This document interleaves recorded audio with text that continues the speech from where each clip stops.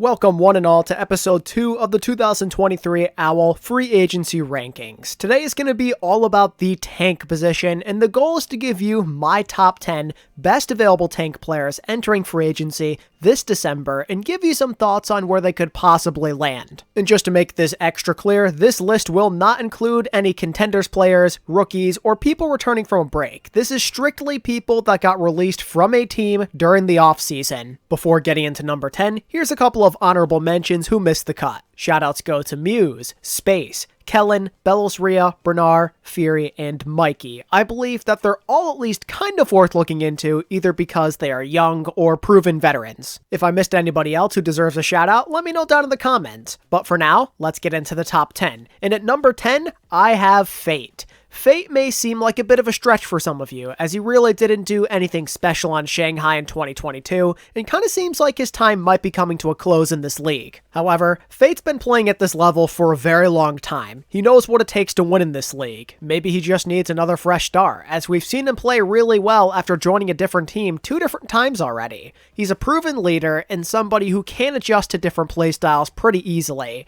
and even if you don't want him starting full time, he might be a worthwhile veteran to take a chance on. Alright, but how many places could Fate realistically land? I'd say like 4 to 6. A long shot is maybe like Atlanta Reign to play alongside Lip, but a more realistic spot might be Philly or Guangzhou, as he's gotten pretty accustomed to playing over in the East, and both of these teams are in need of a guy with the main tank, so to speak, type of experience. If not, maybe a team like Boston scoops him up. I get the feeling Boston want to have a Korean team. I can't really shake it just because of their new management, and as a result, they might sneak away with one of these veterans on this list. Regardless, I doubt that this is the last we see of Fate, as he just has too much left in the tank. Moving on to my number 9 spot, I have one that might surprise some of you. I'm going with Marvel, who genuinely might be one of the most underrated free agents in the entire class, as dude has proved he is still a pretty reliable player thanks to his time on the Valiant in a pretty short amount of time, mind you, and he put up some respectable numbers across the board on there despite being on a just okay team. Marvel's been doing it for a long time. He plays the game with a lot of intelligence and has experience playing a large number of characters on the tank roster. He is exactly what you want if you're looking to roll with a budget level single tank, as he's played both main and off tank in his career. He brings a lot of value. Just like Fate, maybe he could fit on one of the surviving APAC teams, so to speak. But also, maybe he goes back to Seoul. They're currently rebuilding, as it would seem, and potentially could be going pretty young.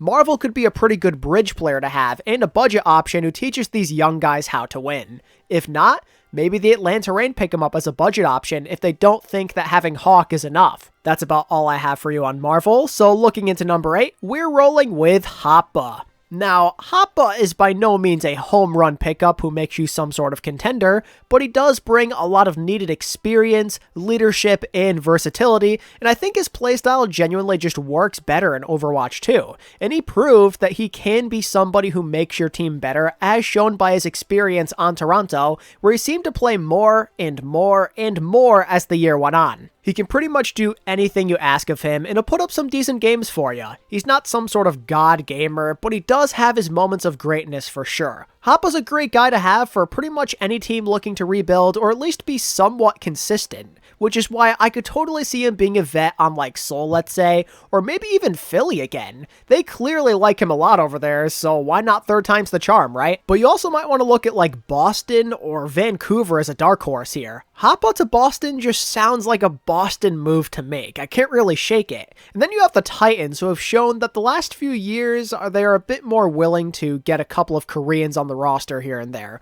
Hapa kind of fits the bill for them as a solid player who probably hits their price range. Generally though, just because of his longevity and what he did last year, you have to like Hapa's chances of sticking around for yet another season in this league. It's just a matter of who's interested at this point. Number 7 on this list is Punk. While the range of options likely will not be massive for this guy, Punk is a guy who just needs to stay in this league. Whether he's a backup or a starter on a terrible team, he's gotta be here. After how hard he carried the Boston Uprising last year, he is obviously a worthwhile pickup in this league still. Punk seems like a man who you can depend on to make plays at the tank role. He really might do it better than most too, as shown by how crazy he went on the Diva, Doom, and Zarya. Punk is one of the most underappreciated players in the entire league, and he deserves to start on a better team compared to what he had in Boston.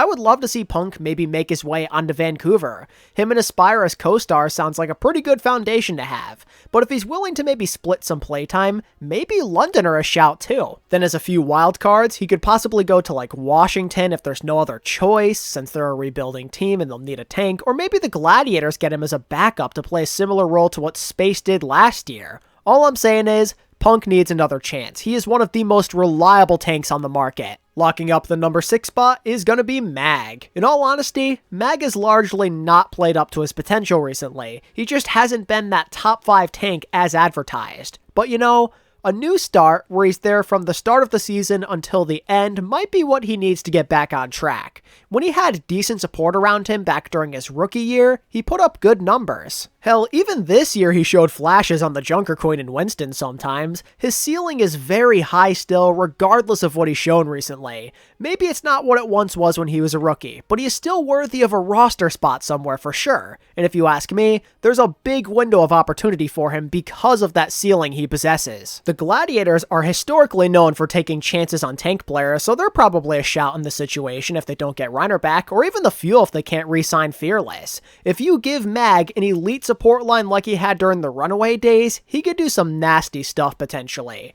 But if the top teams maybe aren't on the table, maybe there's still a world where he still goes back to Boston. In spite of saying goodbyes to the team officially, he does have a past with Boston's new GM Pre. He played under him for 2 years in Washington. Plans change, and it definitely would not be the first time where we see somebody leave a team, then come back immediately in the same offseason. Perhaps there's some magic over in Pre-land that can get Mag to rejoin. And as a 4th team, I'm going to say maybe the Guangzhou Charge here. They're in need of a tank with his expertise, and he is good friends with Piggy after all. Guangzhou is a pretty reasonable place for him to land if none of the top teams show any interest. Starting us off at number 5 now is Kaluge. This American tank player seriously proved his worth last year. He came in as a rookie and as one of the only English speakers on a shock team with crazy talent, and he still held his own. He remained a starter for them throughout the entire year through thick and thin, and was arguably role star level. People paid attention to him in spite of playing alongside people like Violet, Proper, and Finn. He showed that he's a pretty high energy player who is a fast learner, as he picked up Winston, which he was not accustomed to playing, and a new hero like Junker Queen, and had very little issues,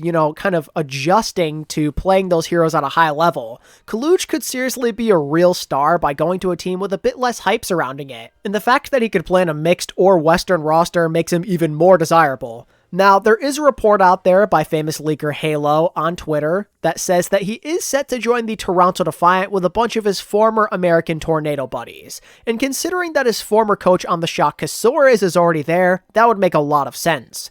But in the result that this falls through, a contender like LA or Houston might have interest after witnessing him dominate on the Shock. I mean, even the Titans are probably at least kind of a shout here. Aspire knows Kaluge too, after all. There's probably some other teams as well that are reasonable destinations, but I'd say that a high-level team or one where he plays with all of his friends are the 2 most likely outcomes. On the topic of American Tornado players, Reiner is going to hit the number 4 selection. Reiner has to be the most desirable Western main tank on the market. He led the Gladiators to multiple stage titles while looking like a real veteran in the process. He had that one poor meta during the Junker Queen era to put a little bit of a blemish on his year, but he did mostly play at a top level. Dude won a role star for crying out loud while sharing a spotlight with Shu and Kevster. And all that came in year 1. He still technically might not have even reached his peak because he's so young. You could maybe argue that he could put your team into that contender status. He's a really good piece to build the future around.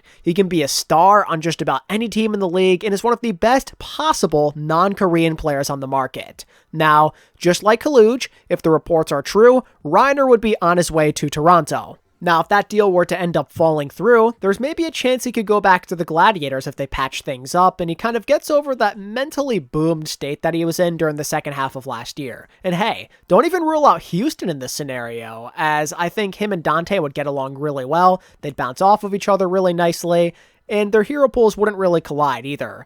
If the report ends up not coming true, I would love to see who wins the Reiner sweepstakes, as there's a lot of teams out there that could really use his help. Now to start off the top 3. Number 3 will be Fearless. In spite of a down year compared to 2021, Fearless still played pretty well on limited playtime, and he even capped it off with some flawless Winston play during that amazing playoff run and a Grand Finals MVP. This man still has it. It really just depends on the meta. Even if you can't get him to be starting caliber at all times, he's just always worth looking into. A top team who can afford 2 tanks should get this guy on the roster ASAP. He is one of the most clutch players at his position, if not in the entire game, and he has that championship DNA that you're looking for. Fearless is a no-brainer, top of his class free agent based off of all of his recent accomplishments. And because of that and his general reputation, teams competing for a championship should be lining up out the door for him. In the most likely event, you'd probably expect him to rejoin the Dallas Fuel, as surely he would like to run it back and win another title with those guys, and I'm sure they want him back just as badly as he wants to rejoin. But if that doesn't work out, maybe he could go to the Atlanta Reign to completely assemble a Korean super team and reunite with his former partner Lip in Shanghai. And think about the shock.